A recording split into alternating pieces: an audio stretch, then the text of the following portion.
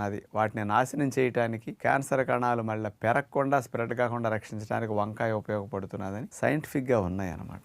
ఈ వంకాయలో ఉండే glyco alkaloids అనే కెమికల్స్ స్పెషల్గా ఏం చేస్తాయంటే క్యాన్సర్ కణాలు, అంటే రకరకాల అవయవాల క్యాన్సర్ కణాలు కొంచెం డిఫరెంట్గా ఉంటాయి కదమ్మా, బాడీలో ఏ రకమైన క్యాన్సర్ కణం ఉన్నప్పటికీ ఆ క్యాన్సర్ కణానికి బ్లడ్ సప్లై కట్ చేస్తుంది అనమాట.